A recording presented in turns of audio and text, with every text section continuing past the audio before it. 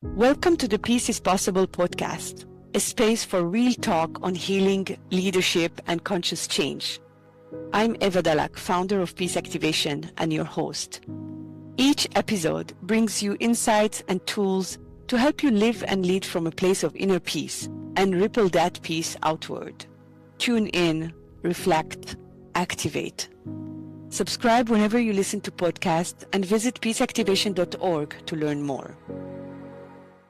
Welcome, Suli, to Peace is Possible podcast. I am so honored and happy to have you here with us. Thank you for joining us. Thank you, Eva, for hosting me. Yeah, my pleasure.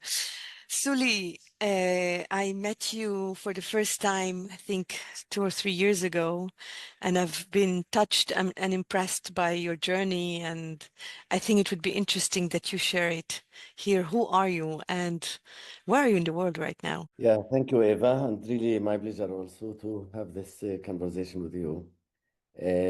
Also, yeah, as you said, we met in the land and in the desert and the lowest part of the world. That's where we actually met. So I feel really energetically connected. Mm-hmm. Uh, yeah, I born in Jerusalem area. That's where Mm-hmm. my family from, and my family still live outside of Jerusalem, behind the separation wall, unfortunately. But historically, my family lived in Jerusalem mountain for centuries and for generations. So yeah, I come from there, and that's where I grew up actually. When my childhood started my political activism and joined the resistance when I was 13, 14 years old. And yeah, that's where my journey started in my area around Jerusalem, actually, being, seeking liberation and freedom, basically. And that's what the energy and that's what the spirit behind it all.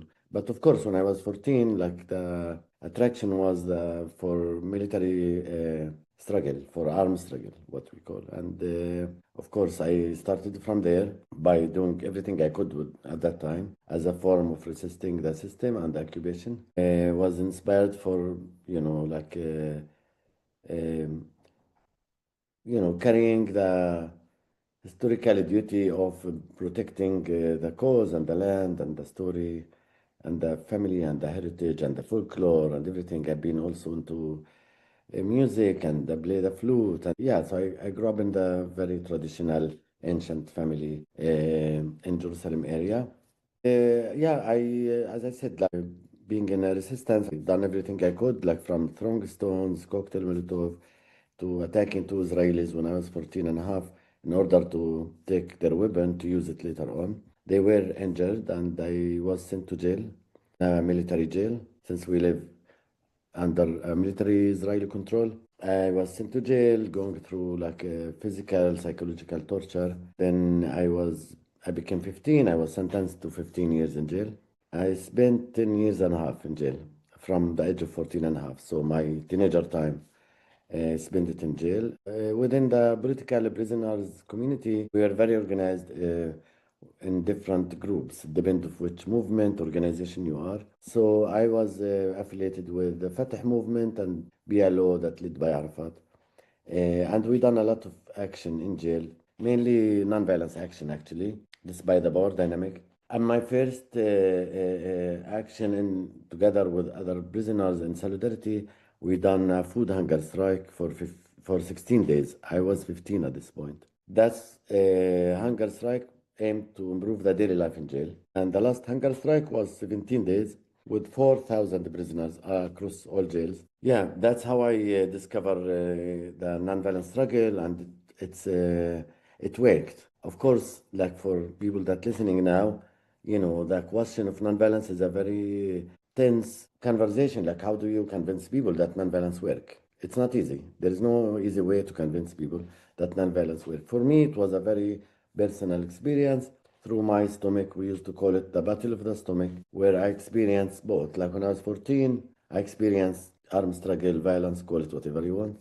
When I was 15, I experienced nonviolence, and nonviolence does work. I want to say this from my personal experience. Of course, later on, I worked in the library. I studied different like causes and different, Mandela, South Africa, other experiences. I was inspired by people that really choose life and humanity and partnerships, as the belief from my experience that there is no military solution for our cause, and there is no zero-sum game. And it's very hard, of course. Everything I'm saying is not simple and easy by different narratives. And there is also spiritual element to this, everything I'm saying. It's not all intellectual counting numbers. Obviously, this is a long struggle with a lot of trauma and generational trauma and losses and power dynamic that we have to recognize as well. So yeah, and jail is not a peace academy, just to mention, rather the opposite actually. So yeah, through the jail time, I also studied, Hebrew. I got to know the Jewish narrative of the story, obviously our narrative as Palestinian. And I used to read a lot of books also in jail, actually, using my time there to transform this tragedy into something good somehow, to say. Um, yeah, and then after jail time, I was advocating for within a Palestinian circles into non-violence culture, not necessarily just the part that connected to the Israelis and the conflict and the occupation, rather than as a cultural practice that exists in our culture. We speak about sumud culture and the resilience and steadfastness and the olive trees and life, and this is not strange. And it's really maybe important to say that nonviolence is not a Western concept. Rather, it exists in the land for centuries.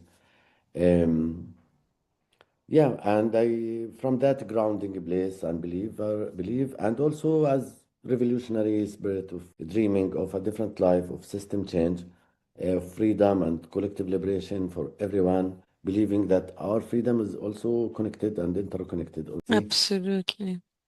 I And think that, yeah. I'm out, and then I opened myself to the idea that was really inspired by people like Mandela and others to find also allies and partners from what we call the other side. Mhm. I think All- what is striking in your story is also how you turned a crisis into an opportunity.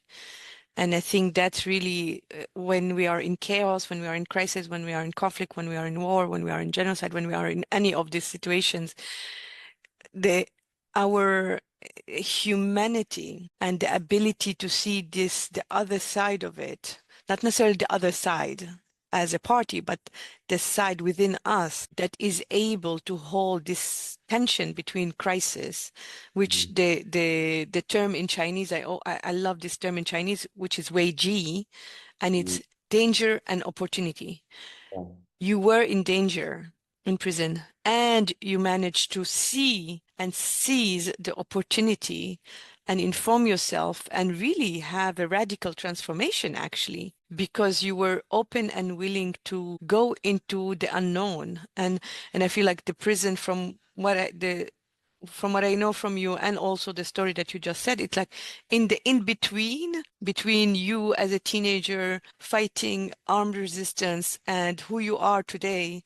And you're going to tell us who you are today as the founder of Combatant for Peace.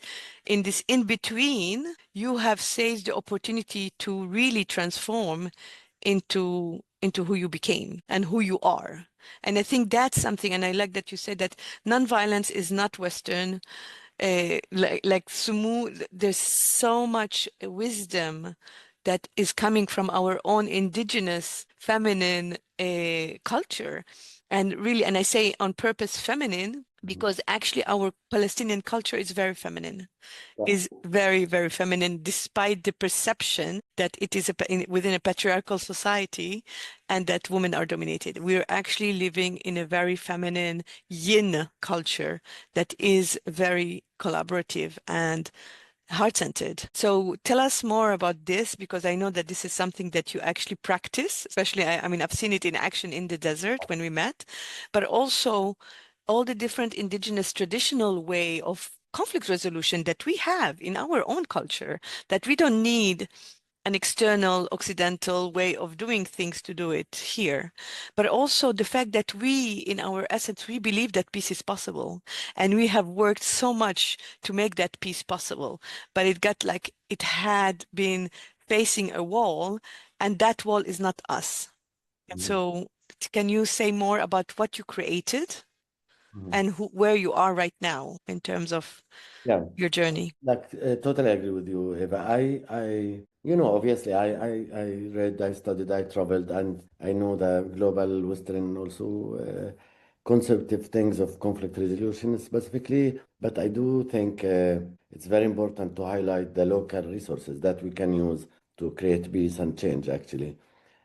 I just want to mention maybe one process and tool that called Sulha, which means literally recognition, and it started with a whole process of acknowledgement. That's our key for healing and for solutions within any kind of conflicts, whether it's personal or family or tribe or nations. And of course, this is a long historical wisdom of tribal system. My family still practice this, and many of our people still actually practice this, where they bring sides into one table through mediators and do using the elders as the wisdom. And actually, you mentioned the feminine side of it. Usually, there is elder women usually that giving the advices what to do and giving their wisdom, actually careers of the wisdom, the ancient wisdom from this indigenous culture. I find it always fascinating and very important to use in order also to speak to the general majority of our people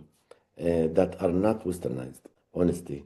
Of course, like there are other resources of our Abrahamic religion, like Islamic and Judaism and Christianity and other, like even pre-Abrahamic religion that we can use a lot of resources there and from the experience. So I find that really fascinating, especially the Sulha practice is really brings healing into conflicting tribes, and it could be used for the nation level conflict resolution, where it has a very clear process and bring things into justice, actually. And it's a win-win situation usually. It's not either or. And that's the culture I'm coming from. And that's what helped me actually to see. You spoke about transformation through the jail time, which is a long journey. It's not like 1 minute that I slept, saw the light. That's not exactly my story, rather than a long, long journey of inner struggle, because there is a lot of inner work that has to be done. I believe the inner work and outer work balance that are equally important. So I think actually we have enough tools and resources to work around our different conflicts, including the Palestinian-Israeli tense conflict. It's one of the main central conflicts globally and reflecting the world, actually, all the eyes on this. And it's a very important for the world peace, anyway, for the world stability or destability, actually, for many reasons. And from all of this and other reasons, I come to a place where, as I said, like finding partners in the Israeli side that also oppose the system of oppression, of apartheid, of controlling other people, and dehumanization and zero-sum game, and they exit the system from the system, specifically refusing to serve in the army, believing in there is no military solution. I'm also not naive to say Mhm. these people also come from their own identity and their own culture and their own interest. I'm the same. Mhm. And Yeah. what we do is for our own peoples and for the land we belong to. And it's really interesting in our culture, like my grandfather time used to say, we belong to the land rather Mhm. than the land belong to us. And I believe that specific land, but maybe it's true for many other lands or everywhere, has never been populated with one group of type. One Mhm. never exist. I studied a lot of history from different point of view. It never exists, and it will never exist in the future. I don't want this to exist even. I struggle for like multiple cultures to live in the space and to cooperate.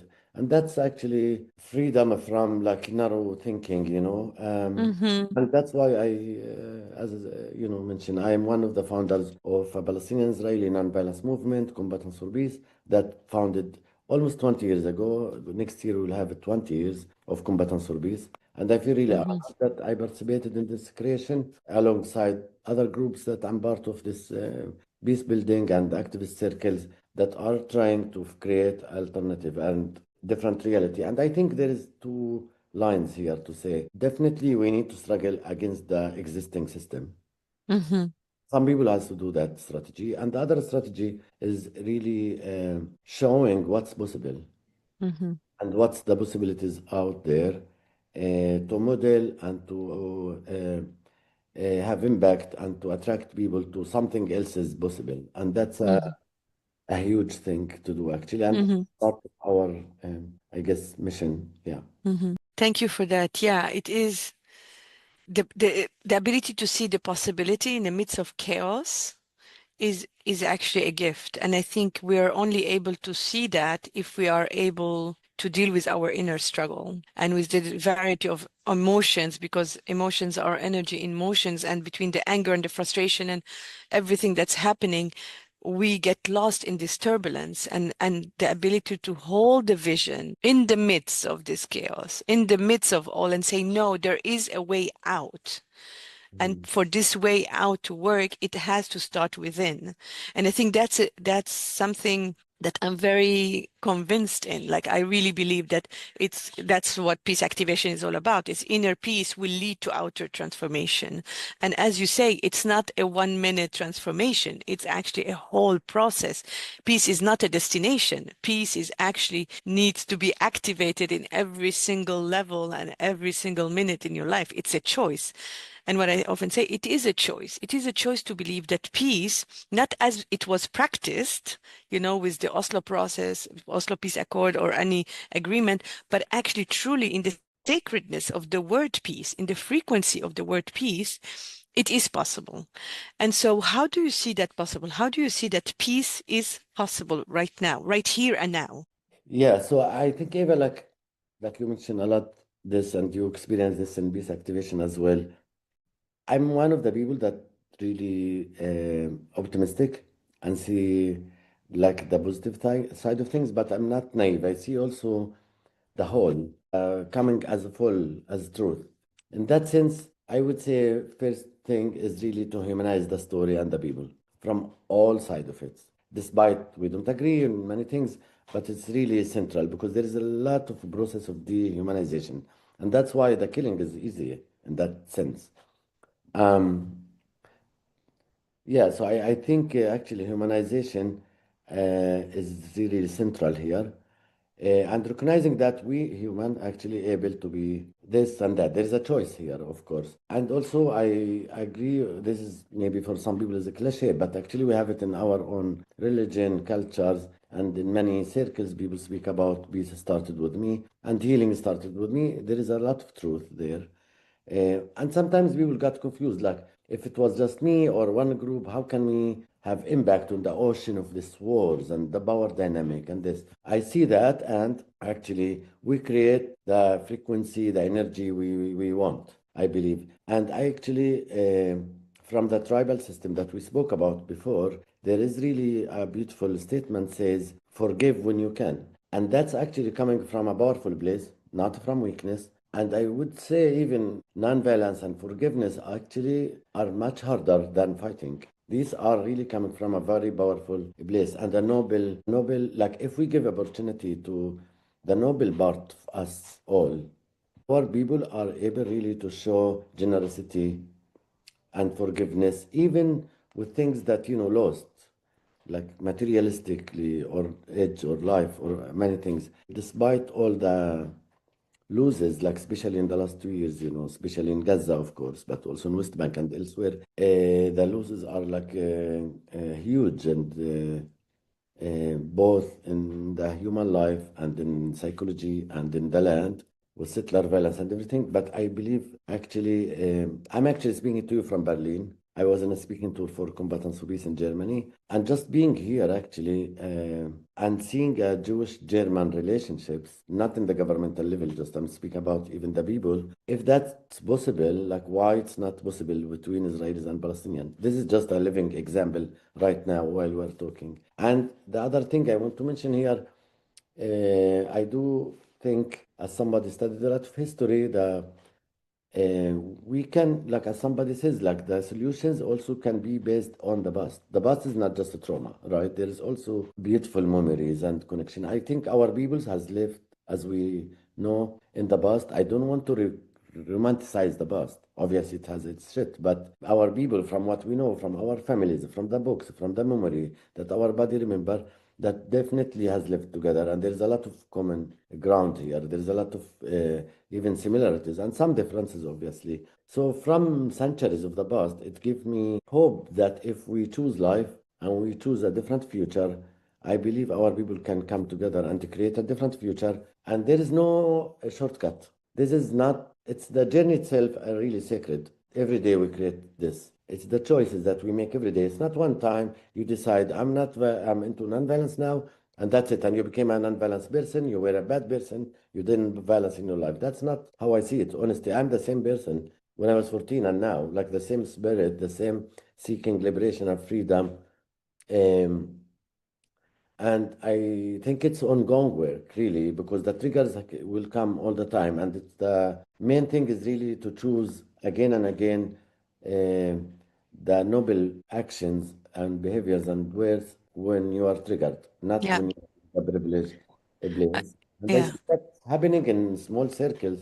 It does happen. I love that, Suli. I mean, there's two things that I also say very often. It's interesting. I'm in Brussels and there's like this mosquito that is following me from Costa Rica. I'm just like so surprised. Um, that there's no shortcut. I deeply believe in that. There's no shortcut for peace. There's no shortcut for transformation. It is, we have to own our shit. Yeah. And we are still the same person. And you're saying like when you were 14 and now. But what happened is that you went through this journey of transformation where you have a different understanding and a different choice in the current reality. And I think that's very, very important. And the other point I want to mention is the noblesse that I have said in the first article I wrote in October 2023 that Palestinian and Israeli are noble enemies. Mm, They are noble enemies because they have chosen to be enemies so that the consciousness of humanity will raise to the next level. And I deeply believe in that. I deeply believe it's on a soul level. We have chosen to take on this hardship together and the process of dehumanization, because I've seen it in so many other conflict zones. The dehumanization is the first step to the easy killing. Otherwise, there wouldn't be the genocide in the Holocaust, in Rwanda, right now in Gaza, and in Armenia, and in all the different, our humanity have unfortunately not learned the lesson mm, around genocide because they've always put it in the context of one people or one tribe or one religion, and they didn't see that they're actually genociding themselves because ultimately we're all one people. The fact that it's divided between religion and race and gender, and it's like we're still one. mm, And it's the separation. For me, peace activation is activating the peace inside of us as the the wholeness from where we come. And we are whole. You are whole just like you are. I'm a whole person just like I am. And we are all whole, regardless of where we come from, our identity, our religion, our race, our gender, and this understanding that there's no other than myself. And this is the nobility that we are facing right now is like, if we are noble enemies, let's work together now to reconstruct a society that is based on equality, justice, inclusivity, participation, collaboration. And we are able because we've seen it. We've seen it in Paris. We've seen it in different spaces. And when you talk about the past, it's not the past like 3,000 years ago. The past can be like yesterday and the present, and we can also talk about the present, and the future is only be based on strong solid foundation if we're able to speak truth to power, if we're able to address this shit that is like the elephant in the room, if we're able to take ownership and responsibility for what we have created and what we have allowed, in this past 2 years, but also since 1948 and even beforehand. And so I think that also the narrative, what you're saying about the fact that each of us hold a certain narrative and it doesn't exclude the narrative of the other. And that's really, for me, foundational because that's the only way I can hear the other if the other is hearing me without without me denying their story and them denying my story. And I think that's the field. That's what we call the field of Rumi, you know? Yeah, I fully agree. And working a lot in the field of narratives, actually. Mm-hmm. Like I'm in joint spaces that have Palestinian and Israelis with conflicting narratives. Of course, there is always this competitive narrative and competitive, like who's the victim and so on. I think it's really important to recognize the systematic power dynamic in order to transform the reality. And that's really central, I think. And the other thing that we have to recognize that we also different. We carry different stories and different narrative, and it has nothing to do with just facts and truth. Narrative is really the story we tell ourselves. And like you said, Eva, I personally don't feel less Palestinian when I recognize, the suffering of the Israeli side in, for example, October 7, let's say. Rather the opposite. I feel much more grounded and stronger and much more true to the big picture. And I think actually this is, even when we talk about power dynamic, and there is the materialistic power dynamic, but also I think, and I experienced this even in jail time, the power around the spiritual and belonging and grounding. I don't feel weak as Palestinian because of the power dynamic, rather the opposite actually. And that since I say as Palestinian now, um, I think we have much more power than we think to choose and over our life and how to make change. And I believe and wish to see more and more Palestinian taking the agency to our hands rather than, for real reasons, obviously, blaming and complaining and victimization is a big, big thing, of course, here. And again, it's like a long, long journey, like we Yeah. say, in, something we learn in our culture from the beginning, actually Yeah. when it come to the olive trees, which is Mm, sacred in our cultures, in our roots, in our mm, blood. We say, I'm translated to English, they planted trees and we ate, and we plant and they ate. So our mm-hmm. work doesn't have to be necessarily for like, our own sake right now. We Absolutely. Yeah. will benefit from the truth, from the fruit, and that's why the work we do now has effect right now Yeah. on inspiring people, changing people's life. Mm-hmm. Really, I've seen this over and over, and that's what makes me keep going. Mm. Yeah, and we're affecting the big picture, Yes. and that we're building what we want to see in the world. Yeah. Absolutely. You know, it's interesting because for me, one of the main sentence or motto for peace activation is drop the drama, heal the trauma, and activate peace. We cannot activate peace unless we drop the drama. And there's so much drama around. And this doesn't belittle what's happening.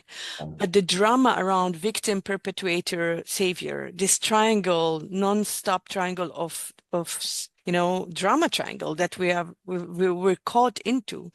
And the heal the trauma is really acknowledging that there is a trauma here. And the trauma is individualized for each individual, not even within the community. My trauma as Palestinian born in Israel is completely different than your trauma born and raised in the West Bank and being in Israeli prison. And of course, it would be different than my another friend, Rowan, that would be from the diaspora, etc., etc. And same for the Israeli. The Israeli trauma is different. So for me, whether they're in Tel Aviv or they're in Jewish New York or they're like, or in Europe, like each of this cellular memory and this intergenerational trauma that we've been like carrying, not even knowing, aware that we are carrying collective trauma, we're carrying intergenerational trauma, and we're entering into these spaces of dialogue, not acknowledging this. And there's no way it's going to go anywhere. There's no way we can activate peace. And so for me, the heal the trauma is the acknowledgement, but it's also how do we move from the drama triangle to the triangle of creation, to a triangle where the victim is actually the creator. And that's what you're talking about. You're talking about how much power the Palestinians have right now actually to create a whole different reality. And also the Israeli, if they perceive themselves as victim, how much power the victim actually has power of creation. And the perpetuator is nothing more than the challenger, challenging the creator to do something different. And the savior is nothing else than the guide, the coach, providing a safe space to allow us to really come into fruition. And so for me, we are moving literally right now from the drama triangle to a triangle of presence. How can we be present with what's happening and create a whole different reality in the future? And the only way we can do that is taking responsibility, that it is my responsibility to activate peace, even if you don't activate it. Yeah, I'm not going to build peace. It's really for me, the activation is also sitting with the trigger. Because what happened in the process of transformation is that it's not that the triggers disappear, but my ability to respond to this trigger is going to change. exactly.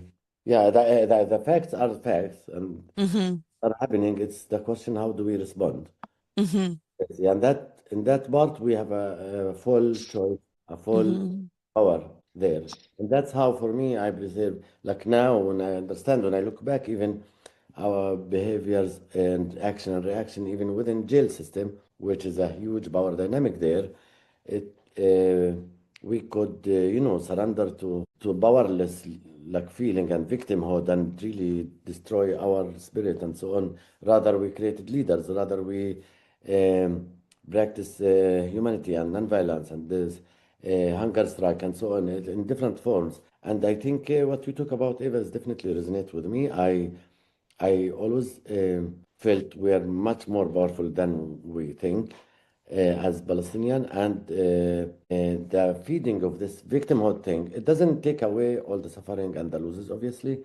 We have to recognize the reality, but the feeding of this victimhood over and over and over by people with good intention, and some of them saviors, whatever, it doesn't really help us. That's what I found. Rather, like really taking our destiny into our hands, and I think there are so many good examples also to learn. Like I think of Mandela and South Africa example with as a strategy with the Truth and Reconciliation Committee, for example. This is something I'm sitting with it a lot right now, actually. Um, After the ceasefire, hopefully it will hold for, and it goes beyond the ceasefire into a real like change and then just like managing the conflict. I think this is one of the strategies I would love to bring to our cause is really to learn from the Truth and Reconciliation Committee in order to have also accountability and reconciliation. And we can base this on our Sulha tradition. So both have a lot of similarities with some differences. I think this could be really something will help us a lot actually to deal with the traumas that you spoke about, which is individual and collective and generational, to help us with also with the wrongdoing that need accountability and I guess it will help us deal with the people that like we are avoiding to bring into the table. I think there should be conversations with combatants. Actually, I'm not speaking about combatants or peace, but we have experience in that. I think there should be part of the table, and we look at Ireland. Some of the people there that committed to violence, and they are now part of the change and the new system, whatever. Um, and one last thing I want to say, Eva, when we speak about peace, it's really important for me. You mentioned the Oslo Agreement because this happened when I was in jail and I was out of jail 2 years after Oslo, or a couple of years. I was released through the court actually. I wanted to say that for many people, and this is important, maybe invitation to think what's peace. For many people, peace is really absence of violence, and that's why some people are now celebrating their ceasefire. Of course, I'm celebrating the ceasefire, even though it's not holding very, very well. But that's not peace. It's just absence of violence at the moment, and that's why our dear brother and friend Steve Apkin he came to make a documentary about Combatants for Peace and other activists. And we had a non-violence demonstration next to Beit Jala, Palestinians and Israelis in 2014, I believe. That was also another war in Gaza. And the army has arrested two guys from our organizing group, one Palestinian, one Israeli, the same, because like you spoke, the system don't want us to come together because the system is based on separation. And the moment we humanize each other and we come together, this is the most radical action, the opposite of the system. Anyways, our lawyer has asked the officer why you arrest them. This is totally non-violence demonstration. And he said, because you're disturbing the peace. So disturbing the peace, for his mind, actually, the peace is the order of the army. This is the peace, no violence. But that's not the peace we want. The peace we want is really where I can be fully truth in coming with my identity and the others as well. And I believe there is a place, and that's maybe also part of the field that I wish we could create, and we're trying to create, where people can come fully in their truth. And actually, I would say after October 7 specifically, because it's important date. Obviously, we recognize October 6 and before the history, and October 6, 7, and then October 7, 8 onward. We in Combatants for Peace, we were almost gonna break into two sides, like some groups did. And actually, what helped us is the history, the trust building that we did over 20 years, the empathy with each other and solidarity, and that we said we have conversations among the core group, and we said everyone come as the truth, with full truth. Don't be diplomatically correct. Don't suppress any of your feelings. You're angry, you're upset, you want to revenge. Bring it all.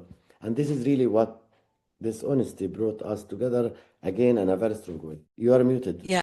Thank you for this. This is really very, very important. What you're speaking to, this radical honesty that people feel sometimes is not appropriate because they don't want to hurt each other's feeling. But actually, this is what will strengthen the connection and the collaboration.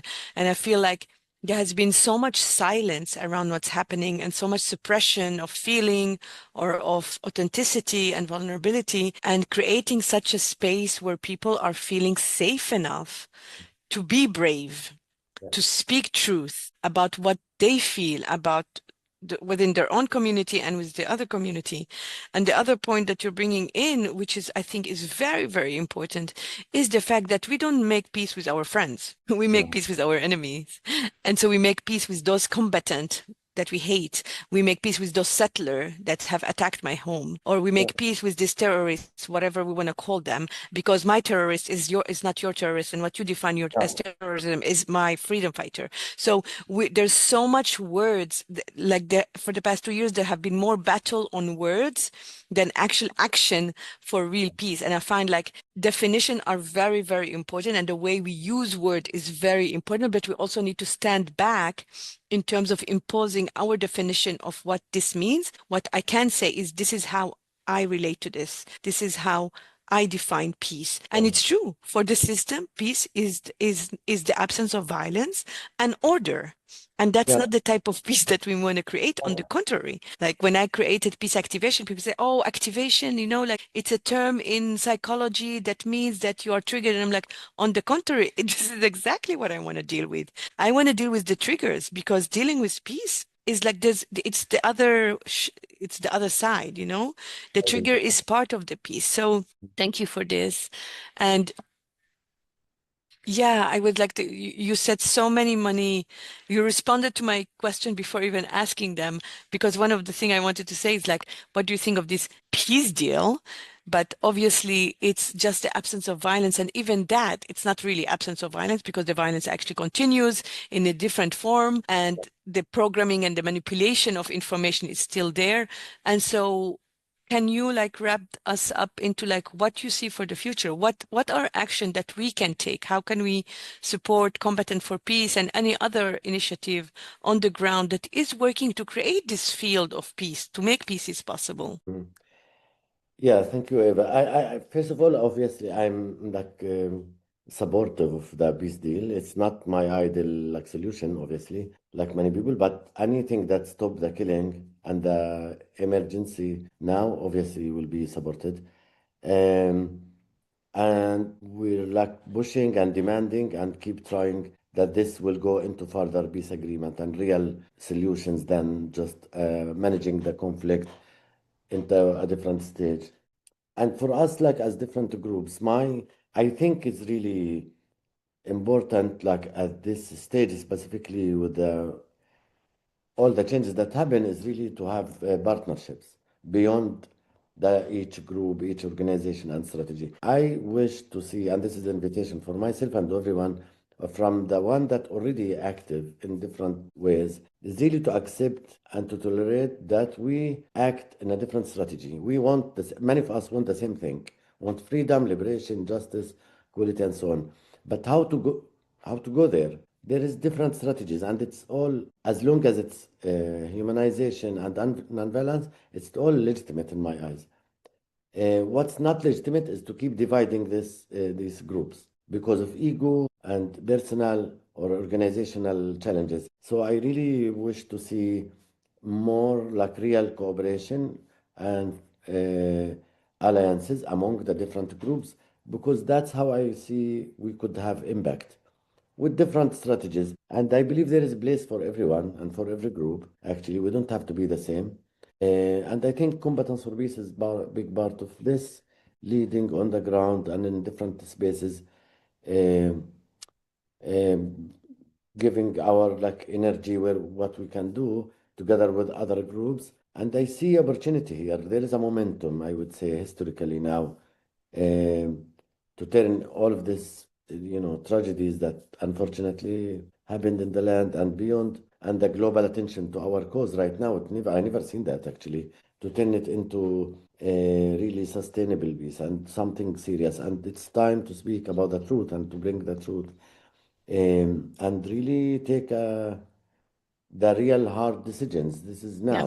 I think Yeah. it's about now and not waiting. And I'm, as I said, I'm like grounded, optimistic, but obviously it's hard to sell hope for people. Mhm. Hope, and that's the case of many people. But what I know, people are not joining any movement, any revolution without joy and hope. It doesn't. Yeah. I Yeah. studied this in jail, like revolutions, how to make revolutions. Yeah. I'm not gonna join anything that brings me joy. Yeah. Absolutely. That's my Absolutely. invitation also for all the activists out there Yeah. doing the great work, also to do the inner work that's needed and to make it accessible for other people to join this club, and not to make this club exclusive for Absolutely. privileged Yeah. people. That's really important. We have to bring more people and more even men Mhm. this. Absolutely. And I love it. Like my invitation is like to for people to become peace activator rather than peace activist. And Combatant for Peace, you and I have held the first Yeah. retreat actually in April 2024 when nobody was meeting or daring to even think that peace is possible. And with that, your organization that you founded, it was like the day after starts now. Yeah. And that was already April 2024. So we've been activating peace inside out, and I just very, very grateful. I'm very grateful for the collaboration and the partnership that we've had, for the way you hold your vision, and for collective liberation. It will happen in our lifetime. This I know Inshallah. and I trust. So thank you, Suli. Love you much, my brother, and have a wonderful speaking tour in Berlin. Thank you. Thank Thank you. you. Bye bye. Thank you. Bye bye. Thank you for being here. Thank you for listening, for feeling, and for holding space with us. If this episode moved you, please support the Peace is Possible podcast by subscribing, sharing it with friends, or posting it online. Every ripple counts. We'll be back next month with another conversation that dives deep into what it truly means to activate peace within and around us. To support the vision behind Peace Activation, visit peaceactivation.org and follow along on social media. You'll find both Peace Activation and me, Eva Dalak, across all platforms. Until next time, may you meet yourself and others with peace.